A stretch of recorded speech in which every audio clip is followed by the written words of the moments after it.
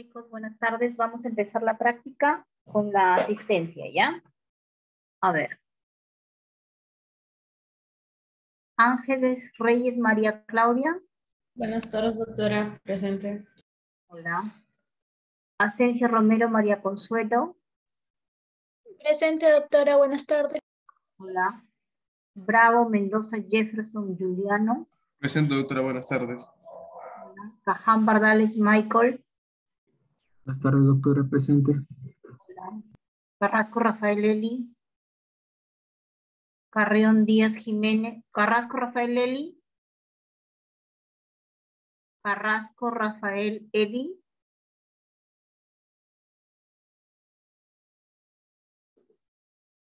No está, ¿no? Doctora, mi compañera está teniendo problemas de internet, es porque está perdiendo la señal y ahorita está que se intenta conectar. Ya. Carrión Díaz Jimena. Buenas tardes, doctora. Presente. Hola. Castillo Mendoza Cat Ana. Buenas tardes, doctora. Presente. Hola. Castro Acuña Joansi. Buenas tardes, doctora. Presente. Hola. Córdoba Tai. Córdoba Buenas Tai. tardes, doctora. Presente. ¿Me escucha? Sí. Cubas Leiva Giancarlo. Buenas tardes, doctora. Presente. Hola. Dávila Padilla Bruno.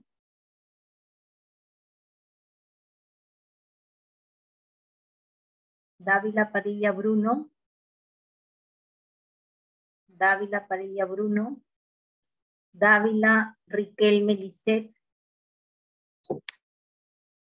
Buenas tardes, doctora. Hola. Delgado Díaz Noelia. Buenas tardes, doctora. Presente. Hola. Díaz Flores Kelly. Buenas tardes, doctora. Presente.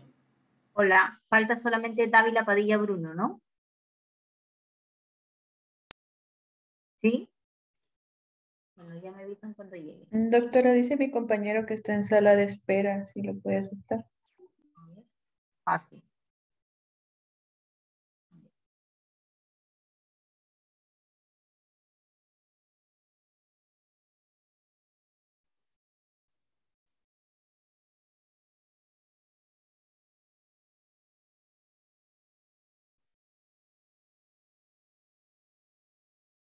Ya está. ¿Quién va a compartir? Yo, doctora Jimena Carrera. Soy David Padilla, me podría considerar, doctora. Ya te puse en la lista.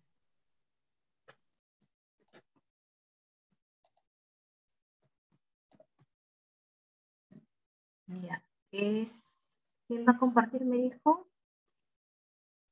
Jimena Carrión, doctora. Jimena. Sí. Ya. Ya está.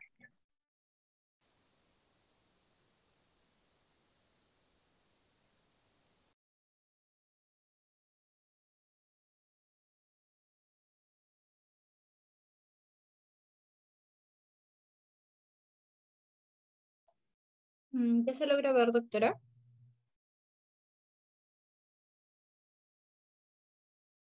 Sí, ya se ve. Okay.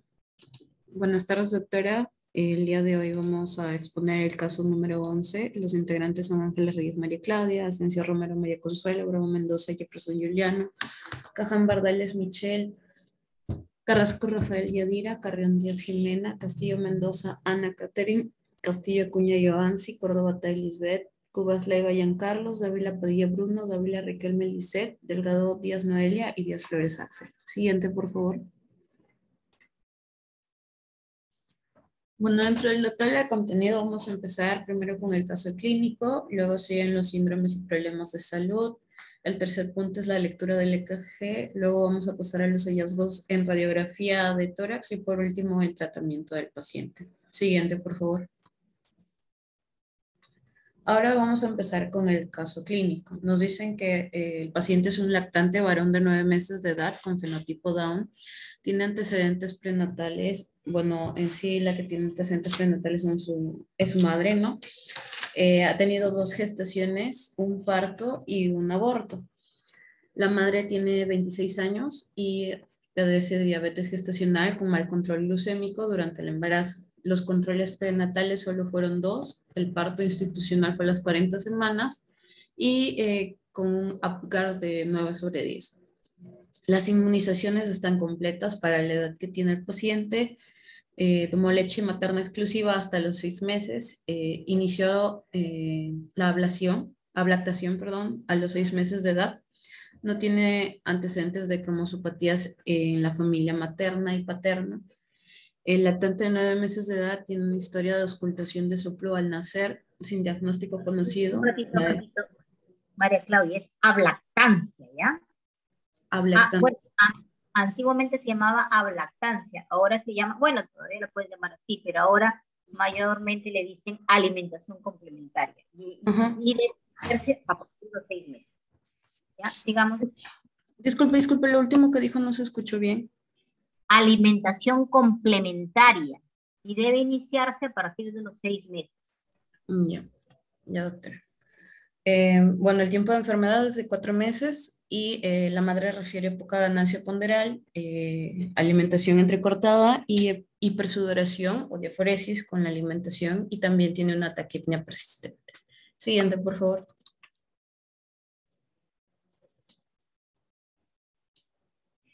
Ya.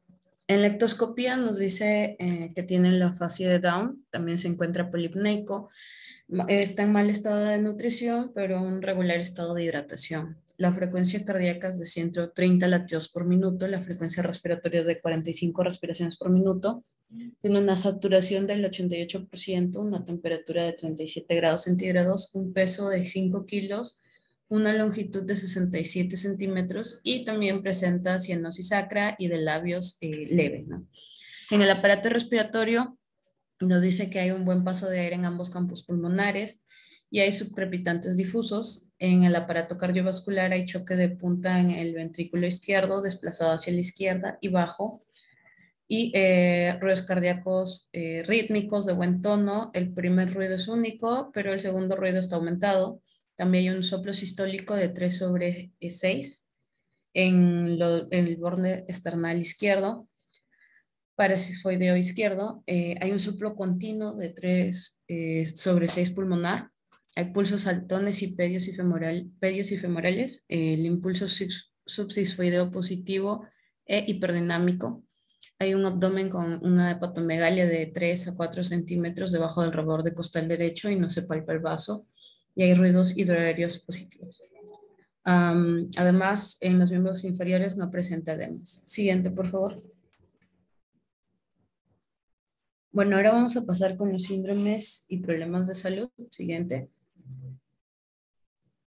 Pero primero vamos a separar los signos, síntomas y antecedentes. En este caso estamos presentando un paciente de 9 meses, entonces los síntomas son los que en sí refieren la madre, que son poca ganancia ponderal, la alimentación entrecortada y la diaforesis que presenta el paciente. Dentro de los signos está la fascia Down, también que está polipneico, el mal estado de nutrición, la taquipnea de 45 respiraciones por minuto, porque había encontrado que lo normal es hasta 40 respiraciones por minuto en un paciente de esa edad. También presenta hipoxia, cianosis sacra y de labios leve, subcrepitantes difusos, el choque de punta en ventrículo izquierdo desplazado hacia la izquierda y hacia abajo, el segundo ruido aumentado, el soplo sistólico de 3/6 en el borde esternal izquierdo, el soplo continuo de 3/6 en foco pulmonar, los pulsos saltones, pedios y femorales, el impulso subsisfoideo positivo e hiperddinámico y la hepatomegalia de 3 a 4 centímetros. Y como antecedentes de importancia, hemos tomado en cuenta los antecedentes prenatales. Bueno, no, que aquí la madre ha tenido 2 gestaciones, un parto y un aborto. También que tiene 26 años de edad y tiene diabetes gestacional con mal control glucémico durante el embarazo, que solo han habido 2 controles prenatales. También la historia de auscultación de soplo al nacer sin diagnóstico conocido y que también nos dice que no hay antecedentes de cromosopatías en la familia materna o paterna. Siguiente, por favor.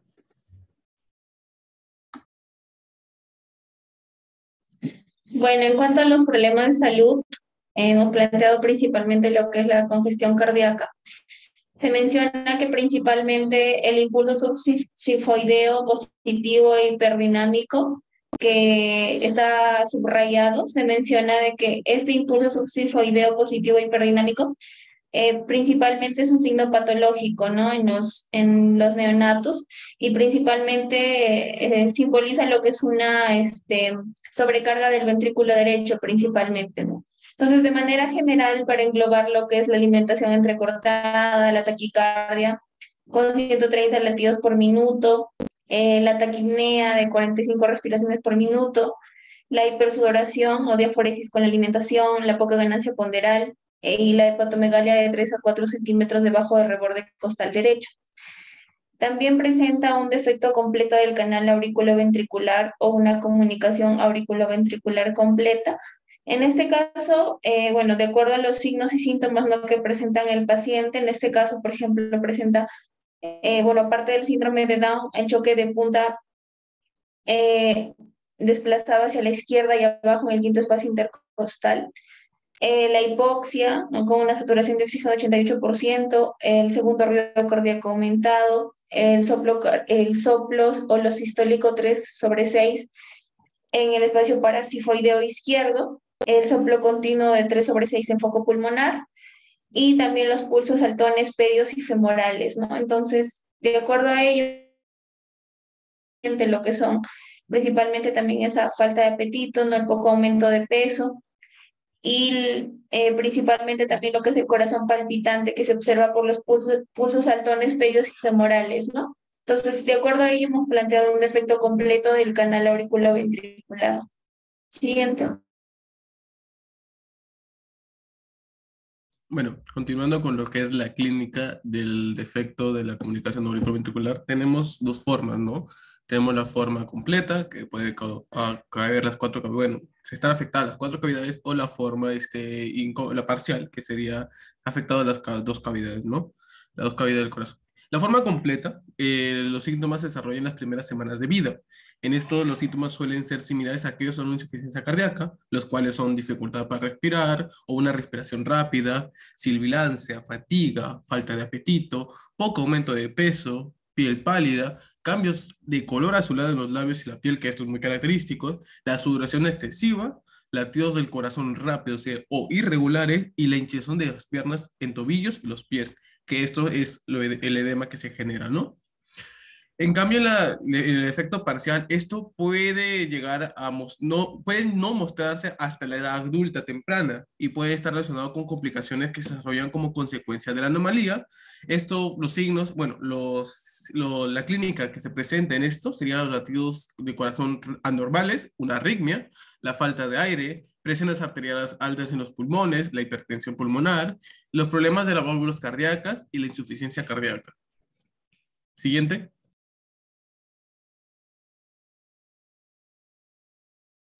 Ya, bueno, hablando de los defectos del canal atrioventricular, usualmente es más conocido con los defectos de cojines endocardíacos. Estos, como ya había mencionado mi compañero Jefferson, se están divididos según su grado de afectación, ¿no? En sí,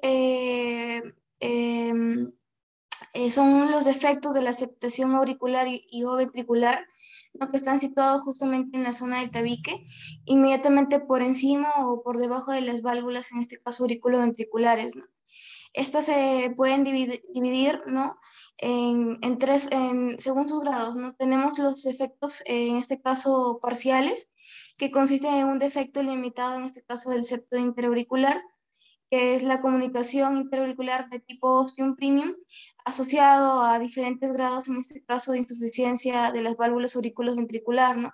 Sobre todo mencionaban que había o existía una mayor frecuencia en la del lado izquierdo, debido a la falta de tejido a nivel de la válvula septal de la mitral, ¿no? Hay un cliff o una hendidura mitral, que más adelante lo vamos a ver en una imagen. En esta forma parcial, tiene la válvula auriculoventricular izquierda, ¿no?, la mitral, tiene en realidad 3 comisuras con una valva posterior, otra lateral y la anteroseptal, ¿no? Y la comisura entre las dos últimas presenta estas cuerdas tendinosas que están unidas a la cresta del tabique que simula la hendidura, ¿no? Que es lo que mencionaba, el clef. Y aunque existen los dos músculos papilares, con frecuencia tienen una disposición, en este caso, anómala, ¿no? Y la válvula auricular ventricular derecha, la tricúspide, ¿no? Como nosotros lo conocemos más, también está mal formada, pero sus alteraciones son un poco menos llamativas que en este caso la mitral, ¿no? Luego tenemos los defectos completos, ¿no? Que en estos defectos completos hay mejor dicho, hay una lesión, o sea, consta de los dos defectos que vemos ahí, ¿no? De la comunicación interauricular tipo osteopremio y de la comunicación interventricular, ¿no? Y, y una alteración de la válvula mitral, ¿no? En la comunicación intraauricular, la variante anatómica en la que el defecto se sitúa no en el centro del tabique interauricular o la fosa oval, sino se ubica más en la zona inferior del tabique adyacente de estas válvulas mitral y tricúspide, ¿no? Y la comunicación interventricular generalmente está situada en la porción más posterior del tabique interventricular. Y en las alteraciones de la válvula mitral es en las que existe una hendidura, un cliff que les mencionaba en las válvulas, que se produce justamente por esta insuficiencia mitral, ¿no? El retorno de sangre desde el ventrículo a la aurícula, ¿no? Y las alteraciones anatómicas, en este caso de la válvula tricúspide, que también produce insuficiencia tricúspide de grado variable, ¿no? En estos, también tenemos en este caso el defecto intermedio o en las formas intermedias o también llamadas lo que son el efecto transicional, ¿no? Que representa un intermedio, ¿no? Entre el canal auriculoventricular completo y el parcial en este caso. Y en este caso existen, bueno, en este caso, ¿no? Existe una pequeña fusión de parte de las válvulas anterior y posterior, en este caso de la válvula auriculoventricular, común a nivel de la zona alineada en el septo interventricular, de manera que el canal atrioventricular queda dividido, ¿no? En un componente que es el mitral y el tricúspide, ¿no? El que acabo de mencionar. Justamente existen estas formas anatómicas no desfavorables en la que uno de los ventrículos es hipoplásico o bien coexisten alteraciones importantes en los grandes vasos, ¿no? Las arterias, la aorta y entre otros defectos, ¿no? Esos canales suelen aparecer en niños genéticamente sanos y presentan grandes problemas para realizar una corrección, en este caso quirúrgica, ¿no? Una más, por favor. Bueno, ahí podemos apreciar un bebé que presenta toda la sintomatología que ya mencionó mi compañero, ¿no? Usualmente en las causas o factores de riesgo nos mencionaba que se desconoce en sí una causa o la causa neta, ¿no? La causa verdadera de este defecto cardíaco de nacimiento. Pero algunos nacen con estos defectos por cambios en sus genes o cromosomas, ¿no? Este canal auriculoventricular en particular es común encontrarse en bebés con síndrome de Down, ¿no? Que es una afectación, en este caso, como les digo, genética, que consiste en tener un cromosoma 21 extra, ¿no? Que también llamado trisomía 21, ¿no? Y también se cree que los defectos cardíacos de nacimiento son causados por una combinación de genes y de otros factores que podrían aumentar el riesgo de tener un bebé con un defecto cardíaco de nacimiento, ¿no? Tales como cosas con las que la madre entra en contacto con el medio ambiente, ¿no? Lo que ella coma o beba o ciertos medicamentos que usa durante el embarazo, ¿no? En la literatura nos mencionaba que la mayoría de estas cardiopatías congénitas, como le digo, no se conoce una causa exacta o neta que provoca el embrión esta cardiopatía, pero sí tiene una fuerte asociación con las alteraciones genéticas, ¿no? Como lo es el síndrome de Down, y nos mencionaba un porcentaje aproximadamente de 50% de niños Down que padecían esta cardiopatía, ¿no? En sus diferentes variantes, sobre todo en el caso de su forma completa. Este paciente tiene una forma completa y lo vamos a ir viendo por la fisiopatología y por los síntomas que ya mencionaba mi compañero. Y también nos mencionaban que la asociación genética es menos fuerte en el caso de las formas incompletas del canal, ¿no? O sea, es más frecuente que se dé en el completo y justamente el paciente, uno de los criterios que cumple es que presenta síndrome de Down. Una más, por favor. Bueno, en cuanto a la fisiopatología, en sí, no sé si le puedes dar clic al video. Vamos a ver que en este caso, ¿no? Lo que va a pasar dentro del corazón, ¿no? La sangre oxigenada en este caso de la aurícula y el ventrículo izquierdo tienen más presión, ¿no? Pasa a la aurícula derecha y el ventrículo derecho, que tiene menos presión, a través, en este caso, va a pasar a través, ¿no? Como vemos en la imagen, a través de la comunicación intraauricular y la comunicación interventricular. Y respectivamente, ¿no? Desde estas cavidades derechas, esta sangre se dirige hacia el pulmón para poder reoxigenarse, inútilmente, ¿no? Mezclada, como vemos, de color violeta con la sangre sin oxígeno, ¿no? Que es de azul, que proviene de las cavas. Y el resultado es que el pulmón está sobrecargado con un exceso de sangre de ambos tipos que recircula continuamente entre el pulmón y el corazón, ¿no? Entonces, esta sangre o extra sobrecarga de trabajo a todo corazón, viéndose agravado además por las insuficiencias de las válvulas mitral y tricúspide. Si la cardiopatía no se corrige, en pocos meses se produce una insuficiencia cardíaca severa, ¿no? O una hipertensión pulmonar que con el tiempo se hace irreversible, ¿no?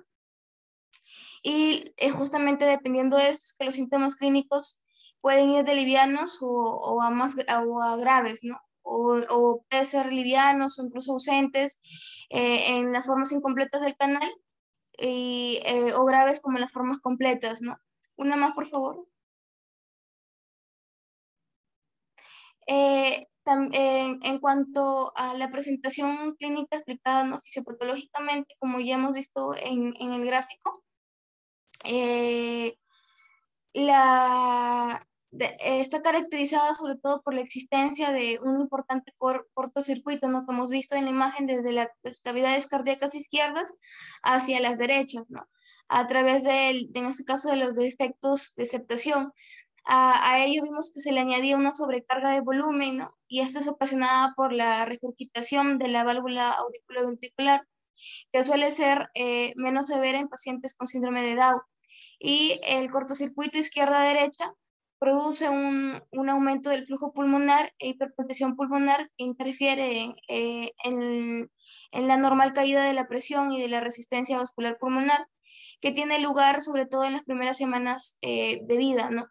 A esta edad, por la existencia de esta hipertensión pulmonar, al existir poco gradiente de presión entre las cavidades cardíacas izquierdas y derechas, el cortocircuito produce, ¿no? Una escasa turbulencia, y por eso es que hay bastante escasa manifestación semiológica auscultatoria, ¿no?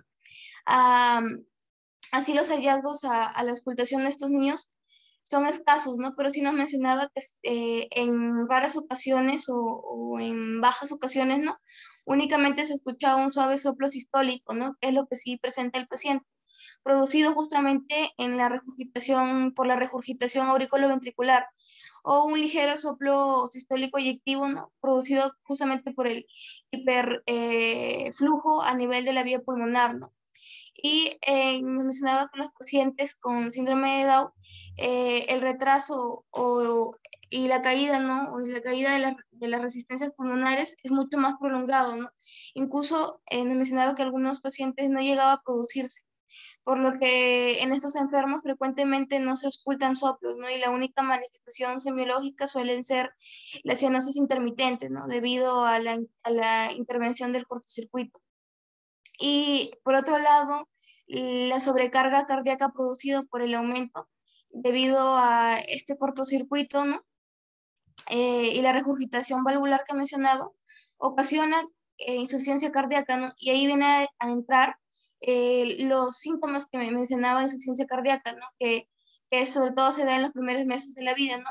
Y se manifiesta clínicamente, como hemos dicho, por la polipnia, la disnea, el cansancio, durante las tomas de alimento, ¿no? La desnutrición, el estancamiento de la curva ponderal y sobre todo cursa con frecuentes infecciones respiratorias, ¿no? Que deterioran todavía más el estado y el desarrollo de estos neonatos, ¿no?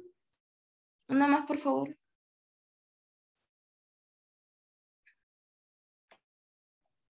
Ahora vamos a continuar con la lectura del electrocardiograma y los hallazgos patológicos. Bueno, vamos a empezar con el ritmo, que en este caso vamos a analizar el intervalo RR, ¿no? Y si nos damos cuenta aquí, podemos ver que hay 2 cuadrados grandes, lo cual significaría que hay 10 cuadraditos, y hay 10 cuadraditos en cada uno. Entonces podríamos decir que es constante, ¿no? Así que el ritmo sería regular. En este caso, también es inusal. ¿Por qué? Porque hay presencia de la onda P positiva en la derivación de 2, también en la derivación de 3, y también es positivo en ABF. Y va a haber una onda P negativa en ABR. Y bueno, las ondas P son seguidas de QRS, ¿no? Eso lo podemos ver acá, acá y acá. Así que en la conclusión diríamos que es un ritmo regular y sinusal. Luego, para hallar la frecuencia, como es un ritmo regular, vamos a usar 1500 entre el número de cuadraditos. Como les había comentado, los cuadraditos son 10. Entonces vamos a usar 1500 entre los cuadraditos que están en el intervalo RR. Sería entre 10 cuadraditos, saldría 150 latidos por minuto. Y para el eje, bueno, consideramos un eje normal, el que está entre menos 30 grados y más 90 grados. Vamos a usar lo que es el complejo QRS en lo que es la derivación de 1 y ABF, ¿no? Que en este caso no es normal porque los encontramos negativos. Entonces, podríamos considerar lo que es una desviación extrema.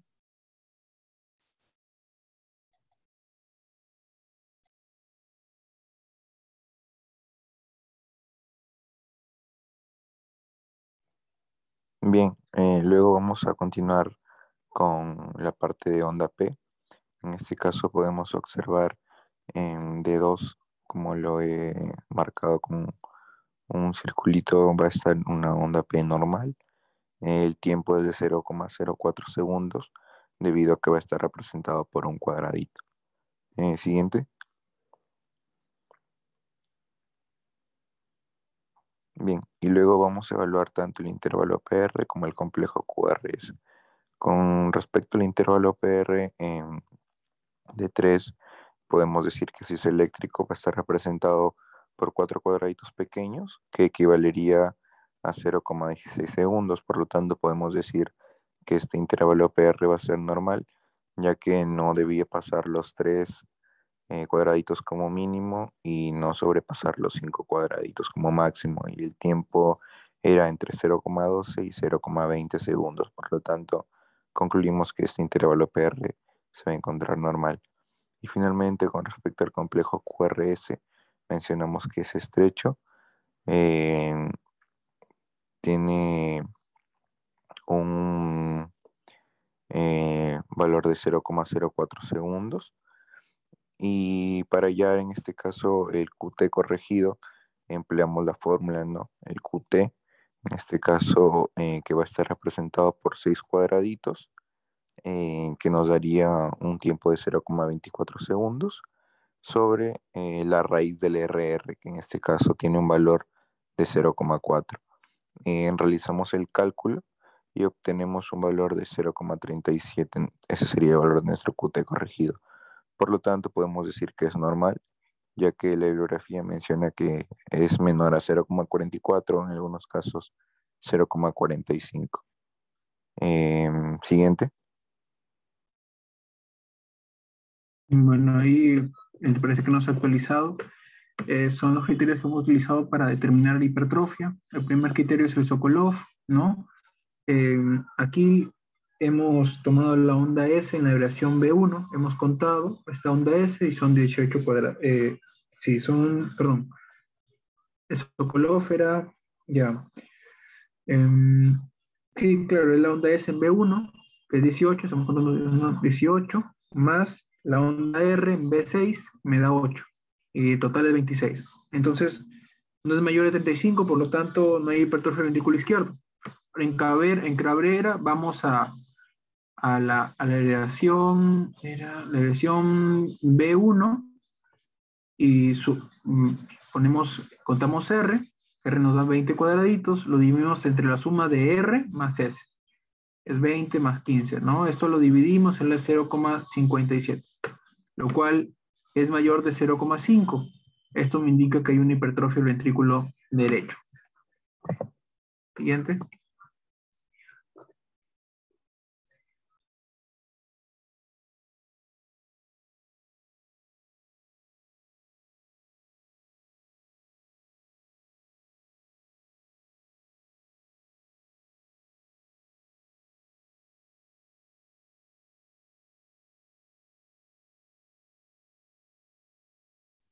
Bueno, con respecto a los hallazgos en la radiografía de tórax, siguiente, por favor.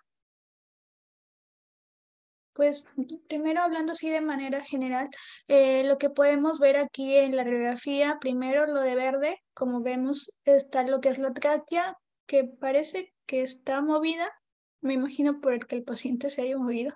Está acá, luego como vemos acá el pulmón derecho, el pulmón izquierdo, también lo que es la línea del diafragma, lo azulito, y si nos referimos pues a lo que es la silueta cardíaca, vemos lo que es la vena cava superior, lo anaranjado. Lo rosadito sería en este caso la aurícula derecha. Con respecto a lo color amarillo sería lo que es el acallado de la aorta. Con respecto a lo que es el rojo está lo que es la arteria pulmonar. Y con respecto a lo que es hasta el color azulito es el ventrículo izquierdo, que como podemos ver pues está agrandado, digamos. Siguiente. Bien, en cuanto a lo que es la interpretación de la radiografía, podemos observar que es una radiografía anteroposterior. Se puede observar la tráquea de forma central. No hay alteraciones. Bueno, no hay una forma de observar que se haya tomado de forma incorrecta la radiografía. Se puede observar la levocardia, ¿no? Porque se puede observar el ápice del corazón en aproximadamente en el cuarto a quinto espacio intercostal izquierdo. También se puede observar que hay un aumento de la silueta cardíaca, ¿no? El crecimiento ventricular derecho, y además se puede observar el pulmón parchado del hemitórax derecho. Como se puede observar, posiblemente sea un patrón de infiltración, ¿no?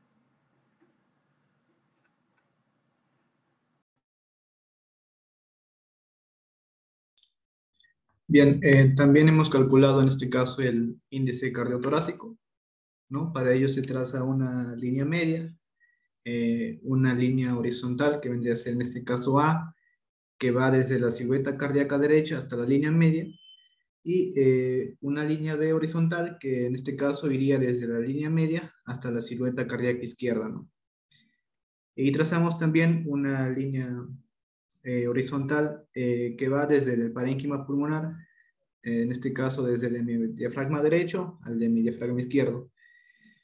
Calculamos con la fórmula que se nos muestra ahí, ¿no? Sería A más B dividido entre C. En este caso tenemos A de 3.11 más 4.3 centímetros en B, dividido entre los 12.3 centímetros, ¿no? En este caso nos dio un índice cardiotorácico de 0.6, lo cual ya lo interpretamos como una cardiomegalia, ¿no? En el caso de un lactante se consideraba mayor a 0,55 para cardiomegalia. Siguiente, por favor.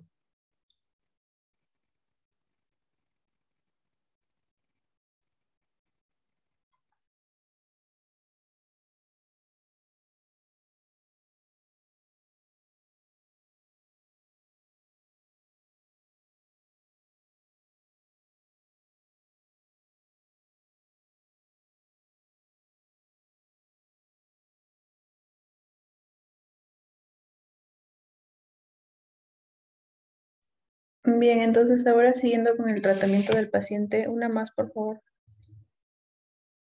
Tenemos que los principales fármacos que se deben dar son para la disminución de la precarga. Entre estos vamos a tener tanto los diuréticos como los vasodilatadores, teniendo en cuenta que los diuréticos son fármacos en los cuales el mecanismo de acción consiste básicamente en tratar de eliminar agua y sodio y de esta manera reducir el volumen de líquidos también que llegan hacia el corazón. Entonces, en estos vamos a tener fármacos de 3 tipos, que son los diuréticos de asa, los tiazidas y los ahorradores de potasio. Con respecto a los diuréticos de asa, tenemos que saber que son los más potentes y en esto vamos a tener a lo que es la furosemida y también la torasemida. Con respecto a los tiazidas, tenemos que saber que son diuréticos de potencia intermedia y vamos a tener, por ejemplo, a lo que es la hidroclorotiazida y también a la clortalidona. Con respecto al último tipo, que son los ahorradores de potasio, pues acá lo más resaltante es la espironolactona, teniendo en cuenta que a pesar de que tiene potencia diurética baja, pues en este caso, en este fármaco, va a tener un efecto de inhibición neurohormonal debido a que va a ser antialdosterónica, ¿no? Bien, con respecto a la furosemida, pues la dosis que se va a dar en este caso de un paciente tan pequeño, pediátrico se podría decir, se da una dosis oral que pues se recomienda una dosis de 2 miligramos por kilogramo al día cada 24 horas y se puede dar dosis extras de 1 o 2 miligramos por kilogramo por dosis y esto se da cada 6, cada 8, cada 12 horas en el caso de ser necesario. Pero en el caso de que no se pueda por vía oral, se puede dar por vía intravenosa y también por vía intramuscular. En este caso se da una dosis de 0.5 a 5 miligramos por kilogramo por dosis cada 6, 8 o 12 horas. Y la dosis máxima que se puede dar es 20 miligramos al día. Con respecto a la torasemida, se sabe que no está establecida la seguridad y la eficacia de este fármaco en la población pediátrica, por ende no se recomienda del todo, al igual que la hidroclorotiazida, ¿no? Debido a que en este último fármaco pues no hay indicaciones aprobadas. Y con respecto a la espironolactona, pues la dosis que se da es de 1 a 3 miligramos por kilogramo al día en 1 o 2 dosis y la dosis máxima que se va a llegar a dar son de 100 miligramos diarios. Bien, luego tenemos a lo que son los vasodilatadores. Estos fármacos junto con los diuréticos son fármacos que se van a dar más comúnmente para poder reducir la precarga o también la poscarga o incluso ambas, ¿no? Debido a que estos lo que van a producir es que se va a dar la dilatación tanto arterial como venosa y de esta manera van a disminuir el llenado, la presión de llenado del ventrículo izquierdo. Van a aumentar también lo que es el volumen de eyección y van a mejorar el aporte periférico de oxígeno. Bien, en este caso tenemos 3 fármacos, que la primera es la hidralazina, que es un vasodilatador periférico que básicamente va a actuar en las arterias relajando el músculo liso arterioral. Pero además de ello también va a tener un efecto en el metabolismo del calcio celular que lo va a alterar, ¿no? La dosis que se da en este caso en lactantes es una dosis inicial de 0.1 a 0.5 miligramos por kilogramos por dosis con un máximo de 2 miligramos por kilogramo por dosis o en todo caso 20 miligramos. Esto se da cada 6 a 8 horas según sea necesario.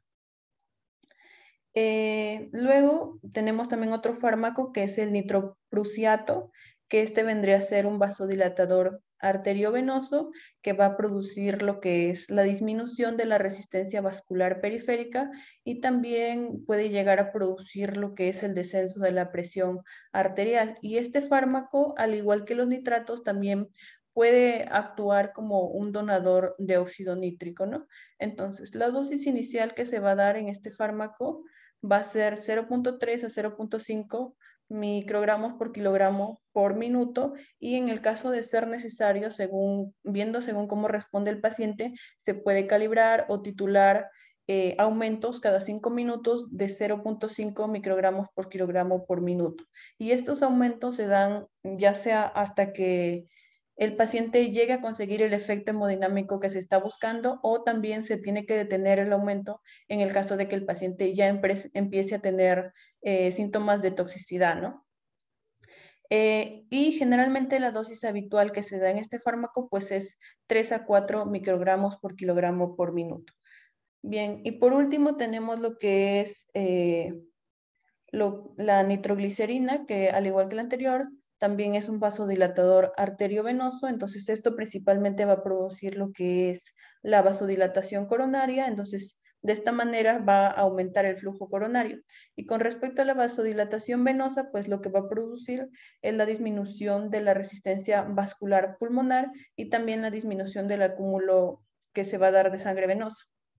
Entonces, de esta manera lo que va a llegar a ocasionar es la disminución de la precarga cardíaca y también del consumo del miocardio de oxígeno, ¿no? Entonces, esto se da una dosis por medio de este fármaco se da una dosis por medio de infusión intravenosa continua con una dosis inicial de 0.25 a 0.5 microgramos por kilogramo por minuto, y también, al igual que los anteriores fármacos, según la respuesta del paciente, se puede titular ciertos incrementos de 0.5 a 1 microgramo por kilogramo por minuto cada 15 o 20 minutos. Y la dosis habitual generalmente de este fármaco es de 1 a 3 microgramos por kilogramo por minuto. Una más, por favor.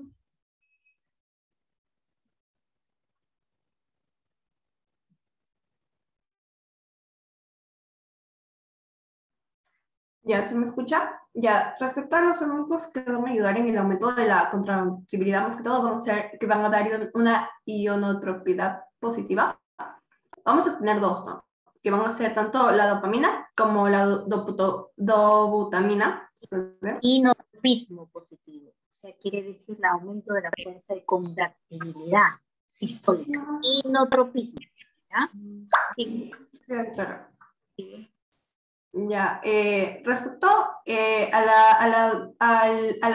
la dobutamina, lo que tenemos que tener en cuenta es que más que todo va a ayudar como receptor beta 1, va a estimular al receptor beta 1 adrenérgico, y esto lo que va a causar, como usted mencionó, es el aumento de la contractibilidad, ¿no? Y también va a dar un efecto en los que son los receptores beta 2. Y lo que y más que todo la dobutamina va a tener el efecto principal, que va a ser ionotrópico, pero también va a tener un efecto vasodilatador, ¿no? Ya. Respecto a la dosis pediátrica, normalmente va desde 2.5 a 10 microgramos por kilo por minuto, ¿no? Y, por ejemplo, si nosotros queremos dar, como va de 2.5 a 10 microgramos, esta dosis nosotros tenemos que empezar por una dosis, y después la dobutamina, esta dosis se tiene que ir bajando progresivamente, ¿no? Entonces, nosotros vamos a empezar dando en este niño de 5 kilos, 10 microgramos por kilo, ¿no? Por minuto, que sería algo de 50 microgramos por minuto, ¿no? Que cuando lo convertimos a miligramos, sería 0,05 miligramos por minuto, ¿no? Entonces, en esto vamos a hacer en una mezcla de 250 miligramos de la dobutamina, que es el contenido que va a tener una ampolla. Una ampolla va a tener 250 miligramos por, como acá dice, por 20 mililitros. Esto se va a mezclar en 1000 mililitros de cloruro de sodio del 0,9%. Esto también en la dobutamina Se puede colocar en una solución glucosada también, o también en el lactato de Ringer también se le puede colocar. En este caso va a ser cloruro de sodio al 0,9%. Ya. Entonces, después de esto, hay una tabla en la ficha técnica de la dopamina en que mencionan que nosotros, como máximo en la... Ay, espérese, creo que ahí se me logró ya. Que nosotros como máximo en la concentración nos piden una concentración máxima de la solución. La concentración máxima de la solución tiene que ser menor a 5 miligramos por mililitro, por un mililitro. Ya, y vamos a ver que esto sí va a cumplir, pero también nosotros tenemos que calcular cuántas gotas tenemos que darle por minuto, ¿no? Más que todo, ¿no? Y como hemos visto, máximo le tenemos que dar 0,05 miligramos por minuto. Entonces acá vamos a hacer una regla simple de 3. Espérense que esto se movió. Ya. Y en esta regla simple de 3, el cálculo que nos va a dar exacto va a ser, ya, 0,2, que 0,2 mililitros por minuto, que eso equivaldría a 4 gotas por minuto. Entonces, esta dopamina, lo que tenemos que medirle sería una ampolla añadida a 1 litro de cloruro de sodio al 0,9%. Esto todo por vía intravenosa por 62 horas. Y luego se tiene que evaluar, ¿no? Y se tiene que disminuir la dosis, ¿no? Podríamos bajarlo por ejemplo, a 8, después a 5. Cuando se va a administrar en la bufotamina, por ejemplo, hay un cuadro en su ficha técnica en que incluso ponen recomendaciones, ¿no? De cómo se le tiene que administrar y cómo no. Y da muchas cosas. Pues, por ejemplo, recomiendan que normalmente la solución sea de 250 mililitros sobre 1 litro, 250 miligramos, disculpe, sobre 1 litro. Pero, por ejemplo, también mencionan, por ejemplo, en casos de que el paciente tenga deshidratación, que tiene que cambiar, ¿no? Tiene que aumentar litros, tiene que aumentar un poco la concentración, ¿no? Más que todo eso. Siguiente.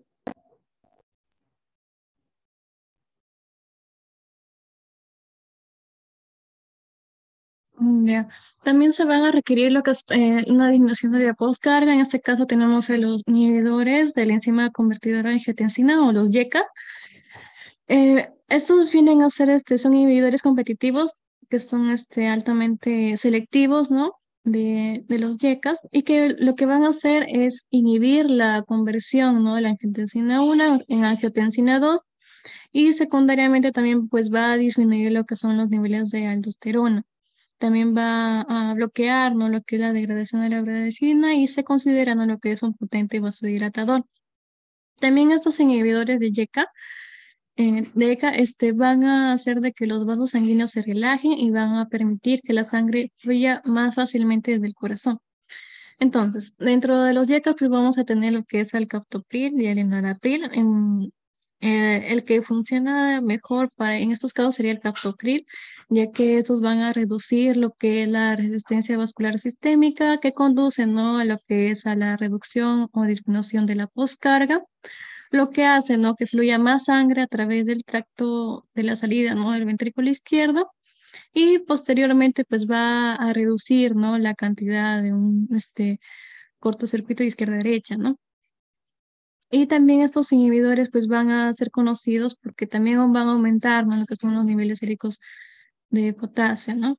Y pues una vez que se inicia, ¿no? Este proceso se va a recomendar de que no se administre en conjunto, ¿no? Con los espironolactona.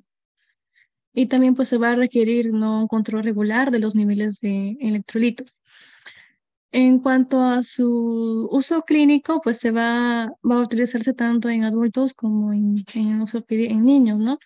En adultos para controlar, por ejemplo, la hipertensión arterial o ante una insuficiencia cardíaca crónica con reducción, ¿no? De una función ventricular sistólica o infarto al miocardio, ¿no?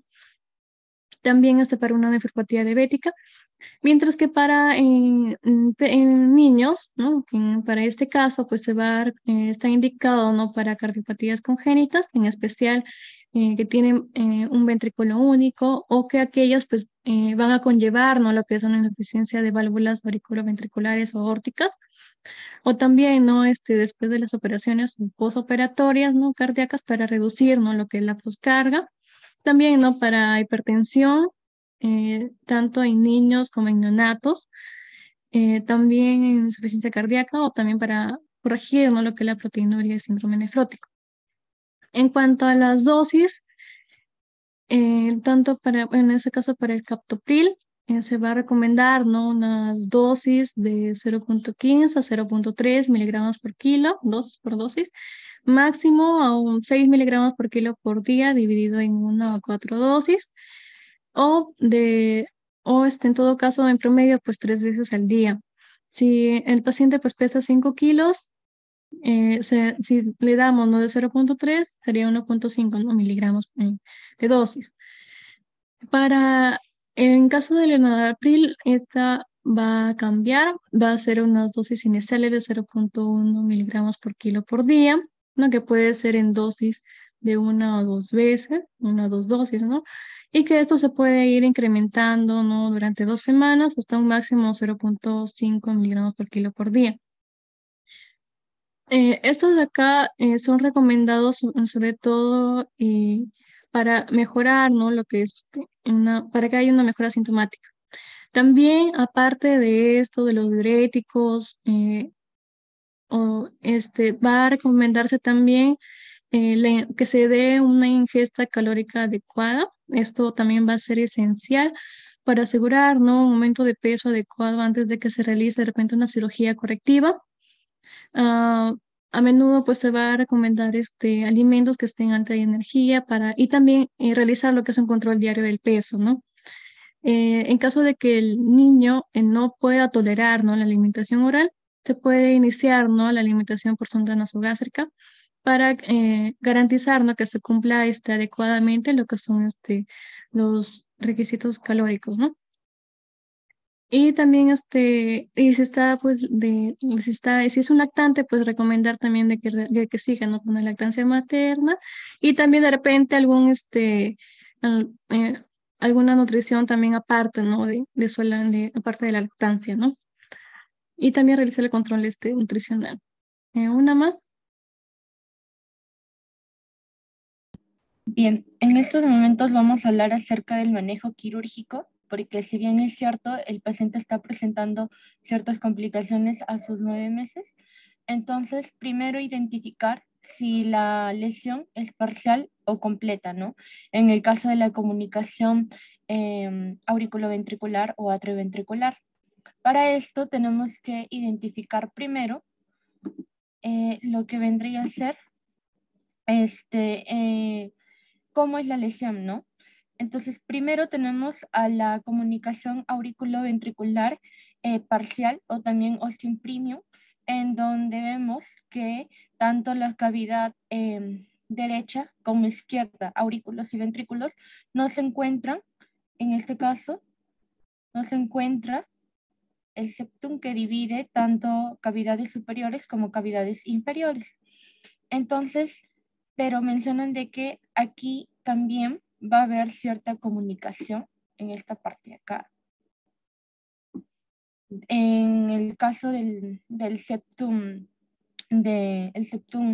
interventricular, pero mencionan de que, ¿por qué se va a dar en este caso la comunicación entre flujos, ¿no? Uno, de que no está el tabique en medio, ¿no? Que separa cavidades superiores e inferiores, pero mencionan de que esta cavidad, o sea, la aurícula izquierda, va a ser un poco más profunda que la aurícula derecha. Por tanto, va a haber cierto desnivel en donde va a ocasionar esto, como que acá haya una comunicación en donde fluye el flujo de la aurícula, perdón, del ventrículo izquierdo a la aurícula izquierda y derecha. Y ahora, pero menciono, entonces, ¿por qué no pasa la sangre por acá? ¿Por qué? Porque en este caso las válvulas se tienen que soportar de algo. y entonces lo hacen cerca de el septum interventricular. Y como son tan pegadas, entonces como que obstruyen esta comunicación interventricular, por tanto es que no fluye la sangre por acá, sino que por acá, por el desnivel. Después vemos el canal auriculoventricular incompleto o intermedio, que mayormente es porque en este caso tampoco va a haber la ausencia, ¿no?, de este canal, de este tabique que separa ambas cavidades, tanto superiores como inferiores, y en este caso la comunicación es, en este caso, acá, donde se van a ensamblar ambas valvas, tanto tricúspide como mitral. En este caso ya no lo van a hacer en el mismo septum interventricular, sino lo van a hacer en los músculos papilares. Por eso es que la sangre fluye a través de este canal auriculoventricular, incluso cuando no hay esta comunicación, igualmente no fluye la sangre por acá. Y para el bebé, que en este caso,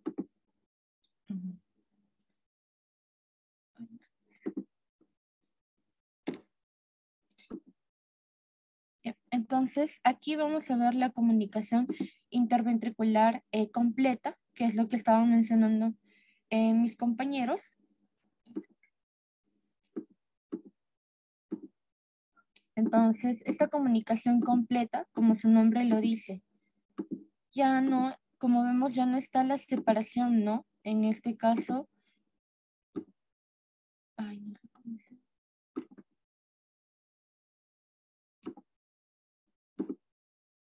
Bien, entonces, como vemos, ya no va a haber, en este caso, la separación, ¿no?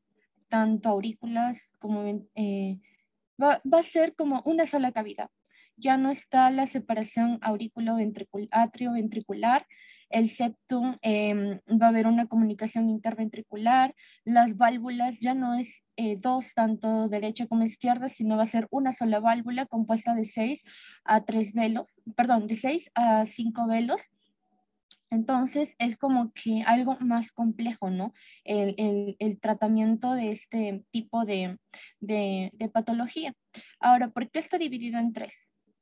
En tres, ¿por qué? Porque la primera es cuando las cuerdas tendinosas, en este caso, están insertadas en este caso, en el defecto interventricular, o sea, aquí, ¿no? Como vemos acá. En el tipo B, vemos de que las cuerdas tendinosas van a estar insertadas en los músculos papilares, que es acá, pero en este caso de la cavidad derecha. Y en este caso del tipo C, que es un poco más complejo, es cuando uno de los velos, sobre todo el anterior, no está insertado en ninguno de los músculos y queda libre. Entonces, ya teniendo en cuenta que mediante toda la patología que estás teniendo el niño, sobre todo los soplos, el síndrome del niño azul que el paciente tiene, entonces hemos planteado esto, la cirugía correctora, que en este caso se realiza con la circulación extracorpórea, la hipotermia moderada, la oclusión aórtica y la protección miocárdica con cardioplegia hemática. Mencionan de que la hipotermia moderada ya no se usa actualmente, sin embargo, sí estaba dentro de cómo se realiza la cirugía. Y también mencionan de que está indicada dentro de los primeros 3 a 6 meses. ¿Y esto por qué? Para evitar la presencia de las resistencias pulmonares elevadas. Entonces, dentro de la cirugía correctora tenemos 4 grupos en donde hay 2 principales, ¿no? En este caso, la cirugía con parche y la cirugía con 2 parches. La cirugía con un parche, en este caso, mencionan de que se talla un parche oval de Dacron, en este caso, o de pericardio, o sea, una o la otra.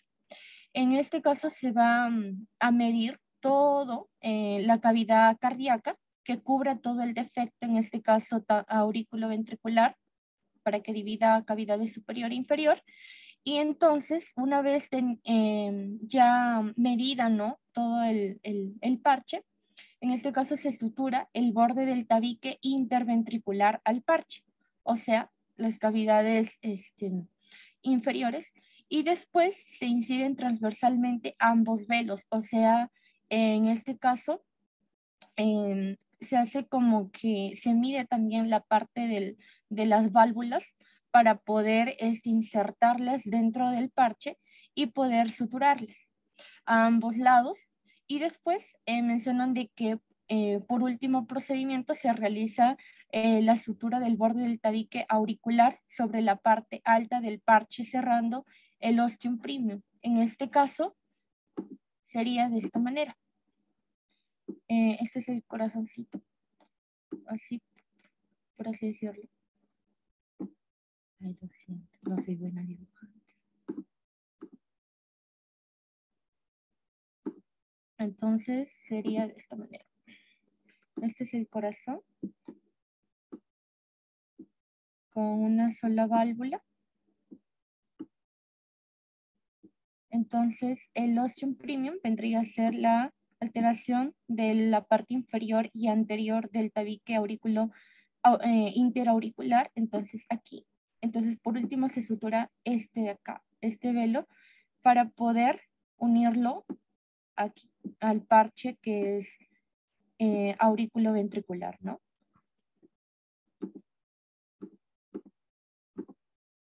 Después tenemos la otra cirugía, que vendría a ser la cirugía con 2 parches, y en este caso, bueno, acá se va a utilizar 2 parches, ¿no? Uno de tracón y el otro es de pericardio. El de Dacron, perdón, ahí está mal escrito, es para cerrar lo que es la comunicación interventricular, y la de pericardio es para cerrar el ostium premium. En este caso sería así.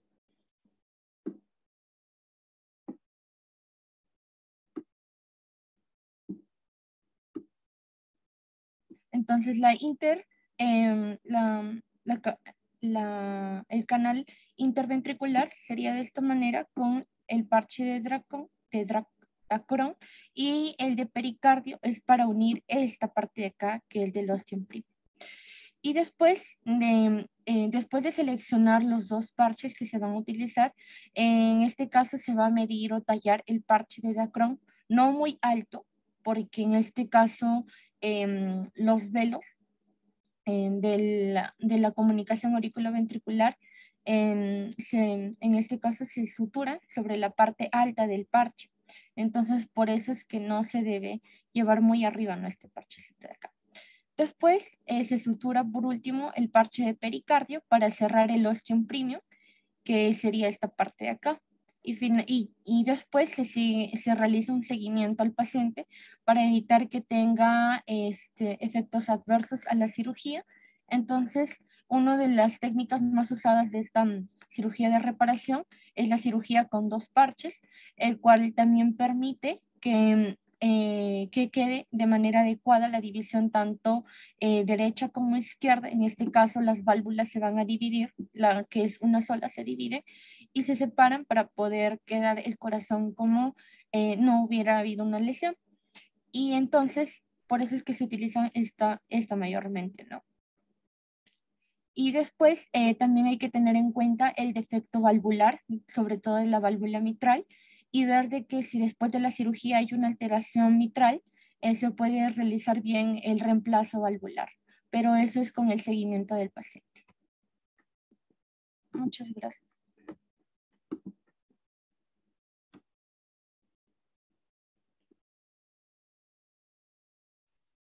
Chicos, regresen sus diapositivas, por favor.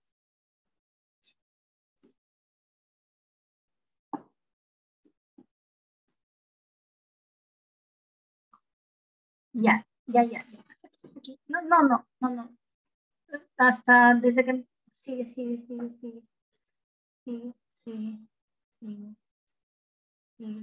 Vamos a ver después. Sigue. Ya, ahí. Bueno, en cuanto a los pacientes, estos pacientes suelen operarse, son Down, ¿no? Como son Down, deben operarse máximo hasta los 6 primeros meses de vida. Bueno, en realidad todo niño con canal auriculoventricular, más si aún si es completo, tipo A, tipo B, tipo C, esos son los tipos según Rastelli, según cómo estén enclavadas, o sea, cómo está enclavada la válvula auriculoventricular única, depende del septum, de los músculos papilares, o esté libre, a tipo C, que habitualmente los canales auriculoventriculares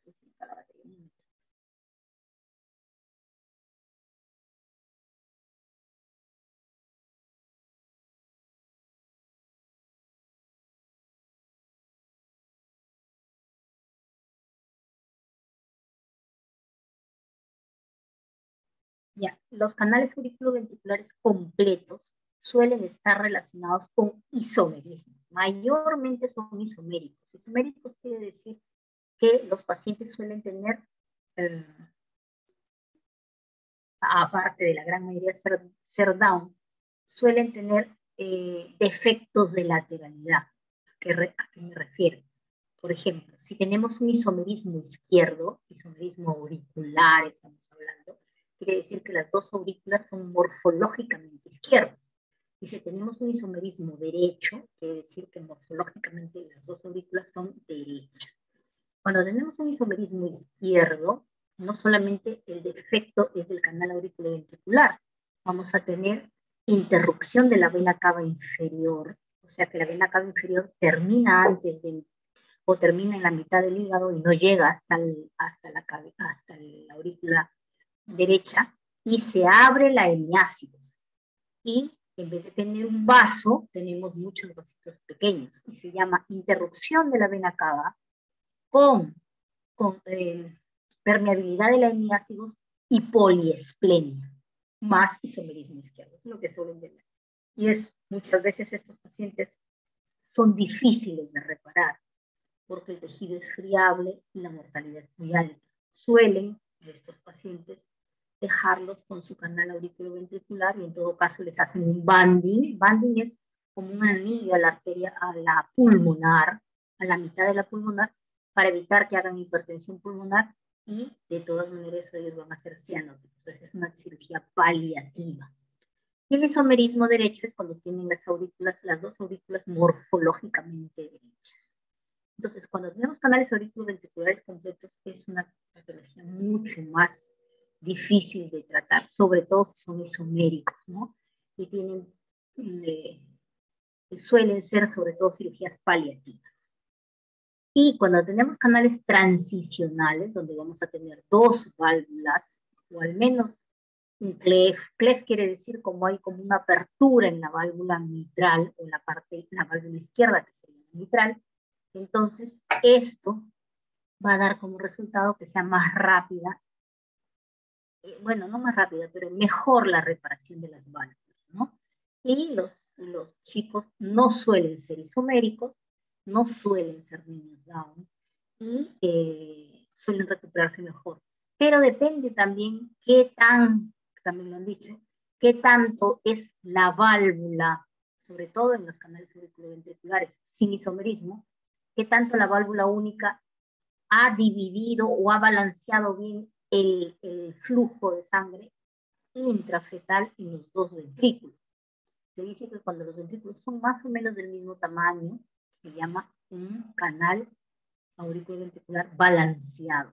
Pero cuando tenemos un ventrículo más pequeño y el otro más grande, entonces es difícil que se pueda reparar con el doble parche, que es la técnica más usada.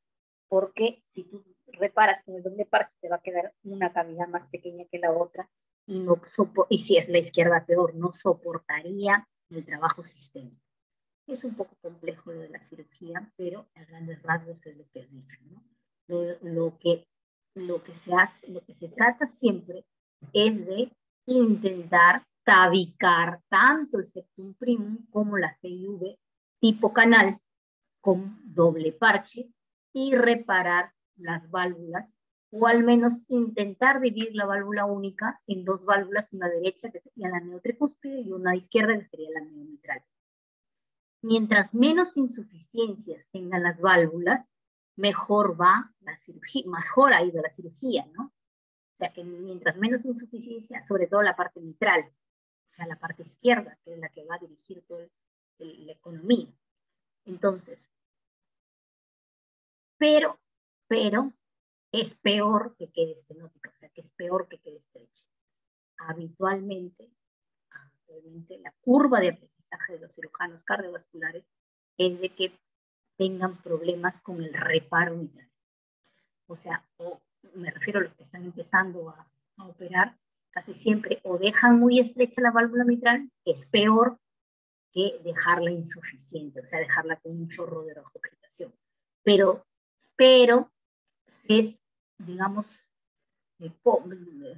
condescendiente de que quede una insuficiencia mitral leve. Ya moderada, ya no, porque ya te llevará problemas más adelante y se verá peor, ¿no? Entonces, más o menos es un poco las acciones quirúrgicas y lo que se espera dentro de esta cirugía, ¿no? Habitualmente esta cirugía se hace con ecocardiografía transesofágica intraoperatoria para ver cómo quedan las válvulas. Si tiene insuficiencia mitral leve, bueno, le dices al cirujano, tiene IM leve y le das el pase para que lo cierre. Pero si tiene IM severa o moderada, debe corregir su cirugía. Y si tiene una estenosis, con mayor razón no debe cerrar al paciente y arreglar eso, ¿no? Eso es lo ideal. Pero hay algunos casos en que a pesar de eso, pues no queda muy bien. En cuanto al tratamiento, el tratamiento de falla para los pacientes con cualquier cardiopatía, sobre todo que te predomine la congestión pulmonar, o sea, que el paciente esté polipneico, que tome intercortado, que esté disneico y que presente en este caso como los canales auriculoventriculares, pues se basa fundamentalmente en diuréticos. Los diuréticos que se utilizan habitualmente en la edad pediátrica son furosemida a la cabeza, ¿no? También se utiliza espironolactona, muchas veces se utilizan los dos juntos para ahorrar el potasio que la furosemida puede barrer, y cuando el paciente está muy edematoso y tiene mucho componente de edema pulmonar, se puede utilizar también hidroclorotiazida. Esto se utiliza en la edad pediátrica, no está proscrito. No hay muchos trabajos con ellos, más con furosemida, pero sí se puede usar. O sea, sí está indicado. Los vasodilatadores se suelen utilizar, pero sobre todo en pacientes que están en unidades de cuidados intensivos, postoperatorios, y se puede utilizar sobre todo nitroglicerina. Nitroprusiato no tanto porque puede dar toxicidad, más es nitroglicerina. Hidralacina se dice que se podría usar, pero no es muy común, más es nitroglicerina. Pero depende de cómo es el paciente, ¿no? A ver, sigue, por favor.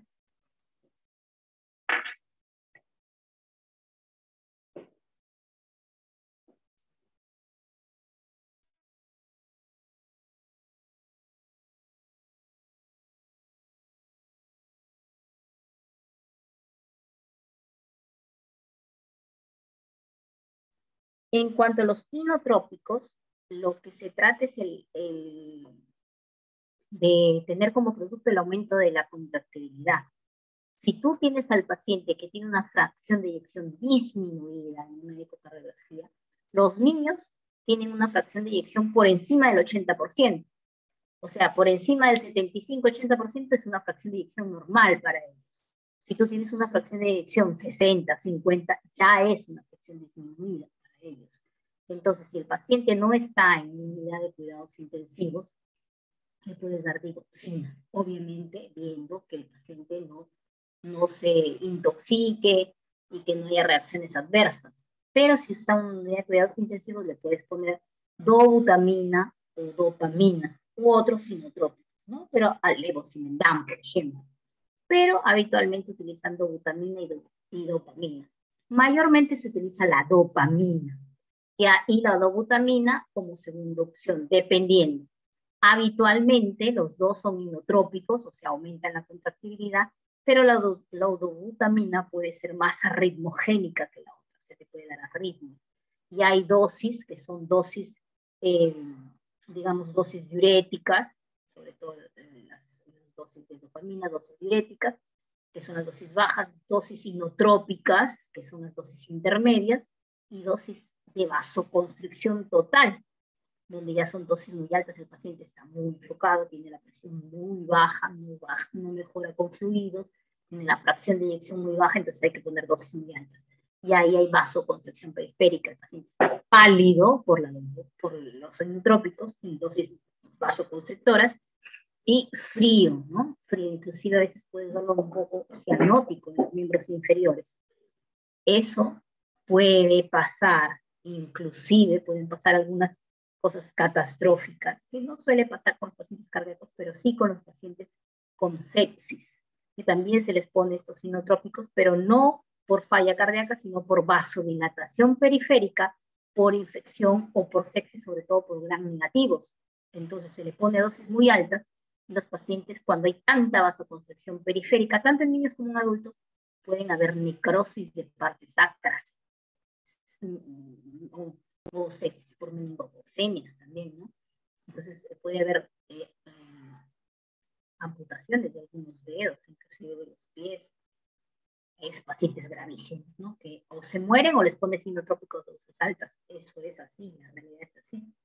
Entonces, estos inotrópicos te van a ayudar a aumentar la fuerza de contractibilidad. Como les digo, se puede utilizar dopamina, en primer lugar, dobutamina, levosimendan, que aparte de mejorar la contractibilidad cardíaca, baja la resistencia, es vasodilatador periférico.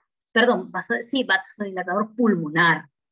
Entonces, estos pacientes hay que tener cuidado también, porque también te baja no solamente la resistencia pulmonar, sino también hay vasoplegia, o sea, los pacientes se pueden hipotensar. O sea, esos son algunos de los inotrópicos, no levosimendan y otros más. ¿Pasa?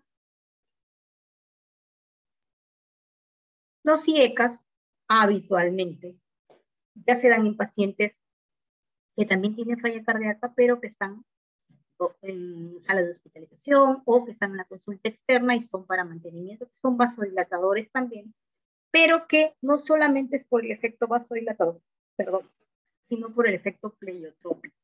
O sea que en realidad evitan que el corazón se fibrose y haya las fibras miocárdicas se fibrosen y haya más recambio o remodelación. No solamente las cardiopatías congénitas, sino sobre todo las cardiopatías isquémicas del adulto. Todos estos estudios que se traslapan o se trasladan al niño son que han salido del adulto, porque en el niño es antiético hacer un estudio, y son generalizaciones que se dan del adulto al niño. No todas son iguales, ¿no? Pero se dan. Y mejora la sobrevida. Igual los beta bloqueantes. En los niños también se usa beta bloqueantes, con las mismas contraindicaciones. Si está bloqueado, si tiene bradicardia, o si está con edema de pulmón, está contraindicado. Entonces, más o menos ese es el manejo farmacológico de la falla cardíaca crónica. La falla cardíaca aguda es otra cosa. Y obviamente se tiene que dar en un niño, se tiene que dar el alimento hipercalórico y bastante concentrado, porque tú no le puedes dar que el niño se tome 2 o 3 biberones, porque obviamente se los toma y en 1 hora está encharcado y está que le falta el aire. Tiene que tomar la comida concentrada e hipercalórica, intentando que gane peso, porque estos niños, por el consumo total que tienen por la cardiopatía, suelen ser raquíticos, ¿no? Entonces, más o menos es así y mantener un balance hídrico 0. Esa es la idea. Tampoco lo vas a sacar tanto. Es mantener un balance hídrico 0, y algunos niños que no ganan peso, inclusive les ponen nutrición enteral nocturna, continua. Se les tiene una sonda. Ustedes han visto los niñitos, muchas veces estos niños down que tienen una sondita, porque los alimentan por las noches con unos alimentos hipercalóricos, concentrados. Y les ponen la sonda toda la noche para que ellos se alimenten, ¿no? Y ganen peso. Se llama nutrición enteral continua. Estas sondas suelen ser nasoyeyunales, o sea, hasta el yeyuno, desde la nariz hasta el yeyuno, para que no se cambien a cada rato. Suelen ser ondas que duran meses, ¿no? Entonces, eso es más o menos el manejo de la falla cardíaca, y a estos niños se debe operar. Lo ideal, entre los 5 y 6 meses. Antes no, porque la válvula suele ser friable. El cirujano lo opera a los 2, 3 meses, y esta válvula se rompe dentro de las manos del cirujano, y total, el niño puede morir. Por eso es entre 4 y 6 meses de vida. De preferencia 5 a 6 meses. No pasarse más, porque los niños con Down, que son la gran mayoría, pues hacen hipertensión pulmonar rápidamente. Quizá los niños de Down pueden aguantar un poco más, pero lo ideal es a los 6 meses. ¿Sigue?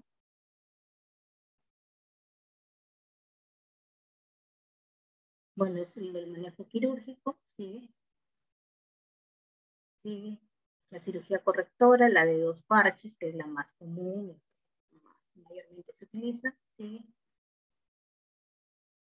¿Sigue? Ya. Voy a compartir.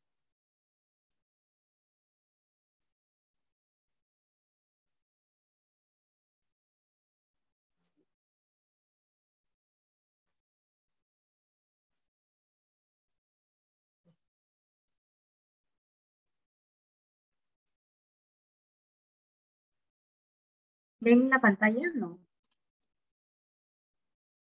Está cargando, doctora. Está cargando, doctora. Ya. Ya se ve, doctora. Ya. Bueno, ya hemos visto el paciente varón de 9 meses fenotipo Down. Ya. El fenotipo Down puede darse en los extremos de la vida, ¿no? En madres muy jóvenes o en madres añosas, pasados los 35 o menos de 20. Sin embargo, esta tiene 26 porque también se da al azar, ¿no? Antes se decía que el mal control glicémico estaba relacionado con cardiopatías congénitas. Ahora no está tan en boga eso, pero de todas maneras siempre las madres deben tener un buen control glicémico en el embarazo. Eso es lo ideal, ¿no? Se decía que la diabetes gestacional estaba relacionada no con canal, sino con síndrome de Sjögren. Síndrome de Sjögren quiere decir hipoplasia de las cavidades izquierdas, que es una patología muy de mal pronóstico, con una tasa de éxito en las mejores ciudades del mundo, hospitales del mundo, estamos hablando de Estados Unidos, Europa, de 20 a 25%. Con suerte. En Perú, hasta donde yo sé, solamente hay un síndrome de Sjögren operado. Bueno, un síndrome de Sjögren operado y vivo. Los demás que han operado, que creo que como 5, 6 o 7, todos muertos. Uno vivo. Y a medio de vivo, que tienen hipertensión pulmonar. Bueno, sigamos. Estas son las características de la falla cardíaca crónica, ¿no? Poca ganancia ponderal, alimentación entrecortada y hipersudoración o diaforesis con alimentación y taquimia persistente. Ya hemos visto esta cardiomegalia global. Bueno, global porque crecen en realidad, es como el canal auriculoventricular es como una bolsa de saco, donde toda la sangre, tanto sistémica, que regresa por las cavas, como la pulmonar, que regresa por las venas pulmonares, se unen, se junta y sale un fondo de saco hacia la economía, y por lo tanto el niño es cianótico y hay una cardiomegalia global. Dependiendo de cómo esté la válvula, se puede dar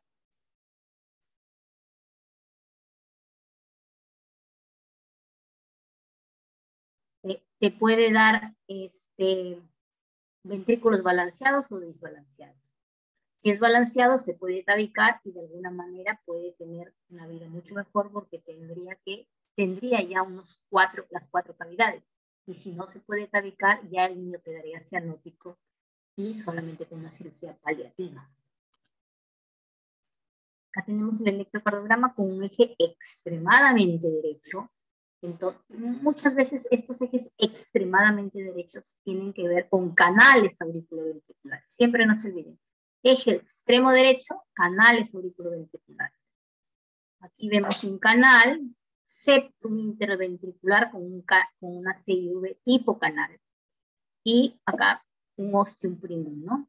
Y una válvula auriculoventricular común. O sea, todo es un fondo de saco por la cual va a salir la aorta y la pulmonar.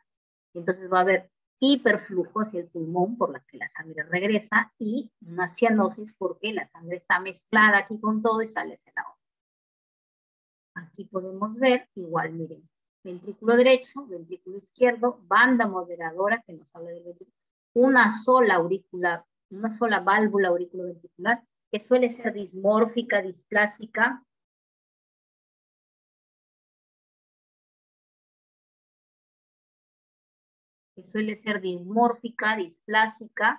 y que puede ser entre 1 y 5 o 6 válvulas. Habitualmente es entre 2 y 5, ¿no? Aquí vemos que está cerrada, pero deja una CIV tipo canal y una CIA tipo óseo segundo, lo que ven aquí, ¿no?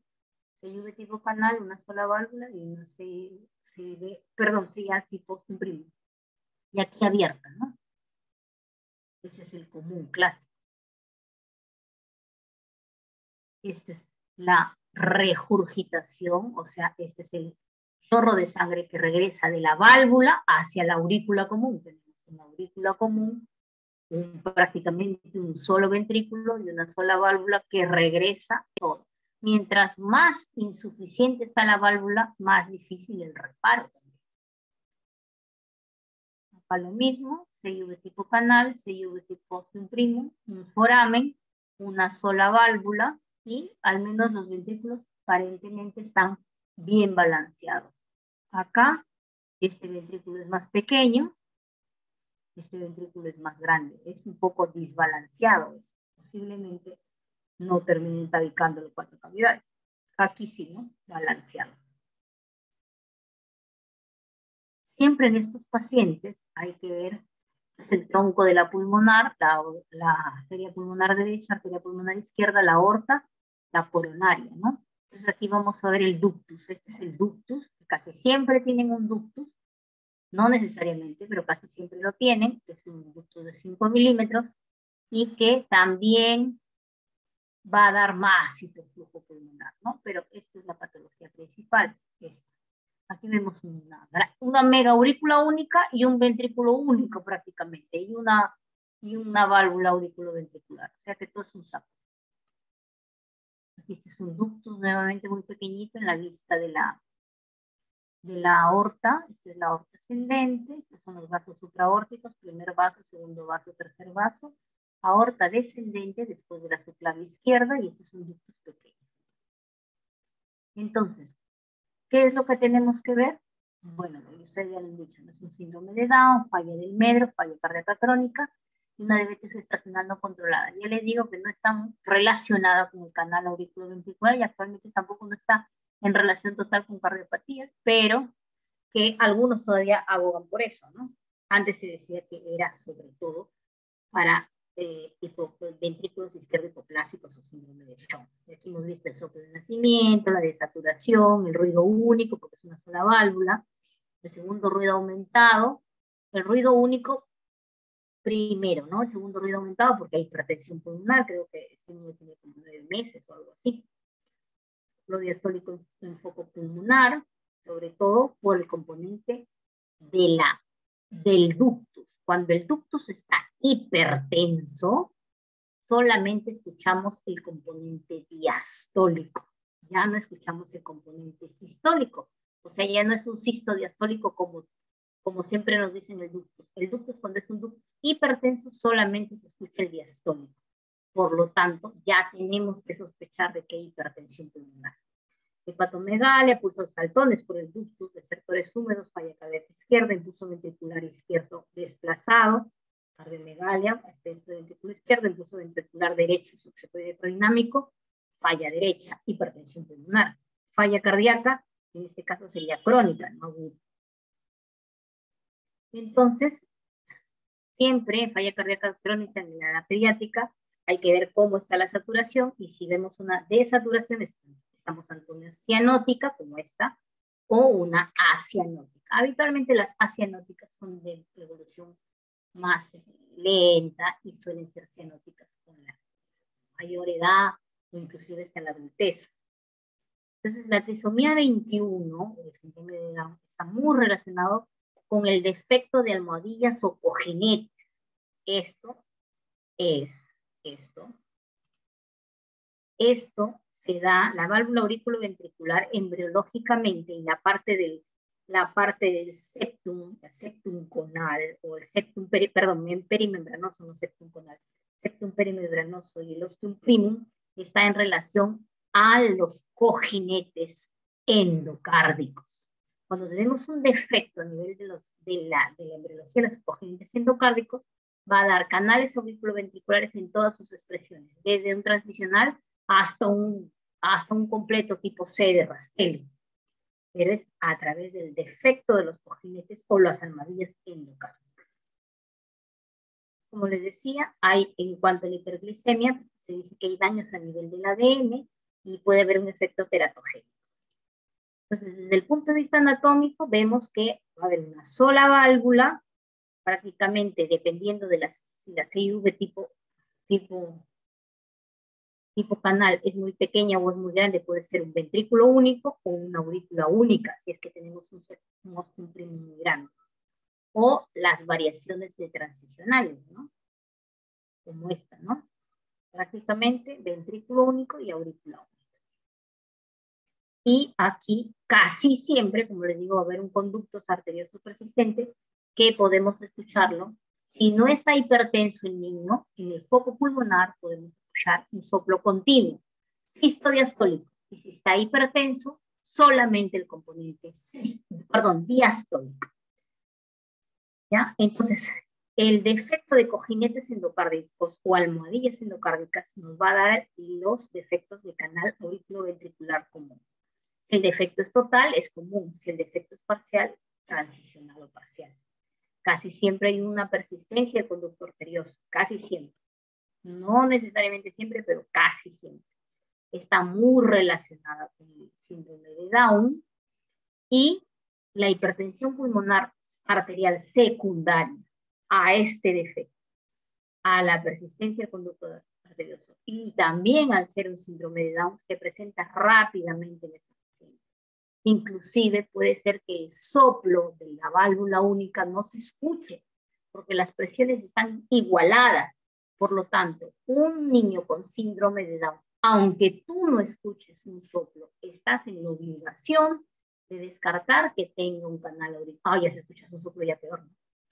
De descartar un canal auriculoventricular. Los transicionales difícilmente te llevan a hipertensión o demoran más, pero los otros, los comunes, esos rápidamente. Y una vez que ya tienen hipertensión pulmonar, ya no se pueden operar. Así tengan los ventrículos balanceados, esté bien bonita, nada, no se puede operar. Y es una muerte muy, muy, muy dolorosa para el niño, porque es cianótico, con disnea y obviamente para la familia, ¿no? Entonces, moraleja. Ahora, disculpe, ¿cuál era la muerte más? ¿Cómo dijo? Que mueren con hipertensión pulmonar. Y la hipertensión pulmonar es un paciente desaturado, cianótico, disneico.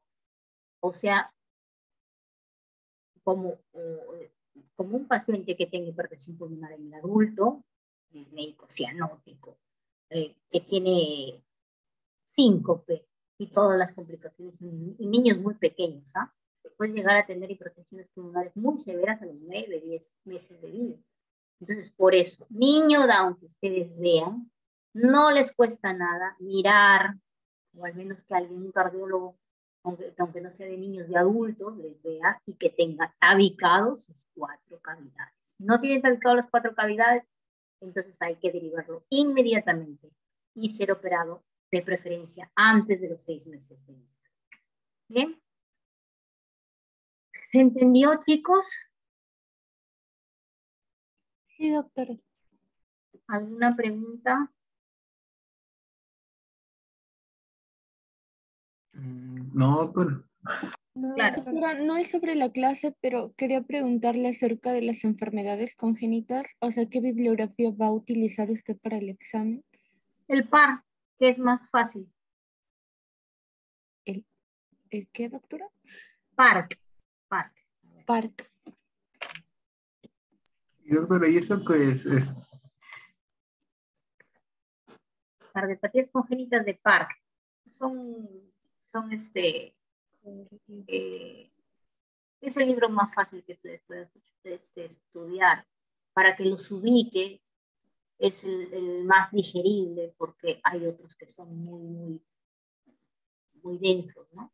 Pero si ustedes ven, si tú piensas en embriología y piensas en la fisiología, te das cuenta cómo se va a comportar esta enfermedad y cuál es la clínica que va a tener. ¿Ya? Hasta aquí alguna pregunta, chicos.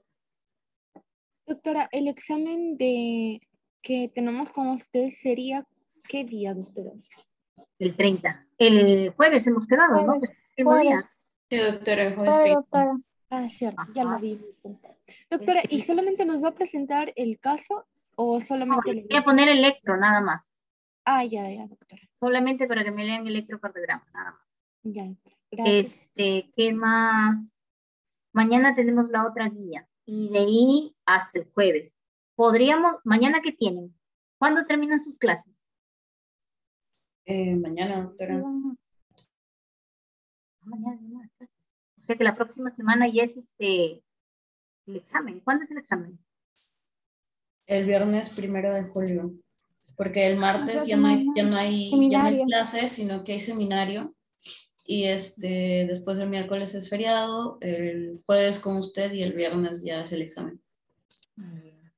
Y en vez de mañana lo podríamos hacer el lunes en la noche. ¿El caso de mañana? El caso de mañana hacerlo el lunes a las 7:30. Sí, normal, claro. Sí, tendría que decirle a mis compañeros, pero si ellos están de acuerdo, normal. Porque habíamos quedado los lunes a las 7:30 que todos tenían libre, ¿no es cierto? Pero como, como mañana se me va a cruzar y se me va a complicar la tarde, entonces podemos hacer el caso de mañana, el lunes a las 7:30 y ya mañana ustedes tienen libre para estudiar, para avanzar o para que Sí, doctora, no hay problema. Sí, doctora, no hay problema, es el lunes. Ya, entonces quedamos lunes 7:30 con ustedes, la última guía, que es bien facilita, para el lunes 7:30. ¿Bien? Ok, doctora. Sí, doctora. Hasta luego, chicos. Muchas gracias. Algo con ustedes, todas las guías y de alguna manera son casos prototipo. Obviamente algún caso se van a encontrar en la práctica clínica, quizá no con todos los datos que les he dado, porque son datos ya claves que lo pueden sacar, pero que al menos se acordarán algo y algo verán y algo se acordarán. ¿Bien? ¿Algo más? Nada más. Doctora, por favor, si podría aceptar mi asistencia. Es que llegué tarde, no logré Ya lo puse, Eli, no ha faltado nadie. Ah, ya, gracias, doctora. Muchas gracias. ¿Algo más? No. Gracias, doctora. Ya, entonces vayan a estudiar, tranquilícense, relájense y el lunes nos vemos en la última guía. Ya, hasta luego, chicos. Gracias, doctora, hasta luego. Gracias, doctora, hasta luego. Gracias, doctora. Hasta luego.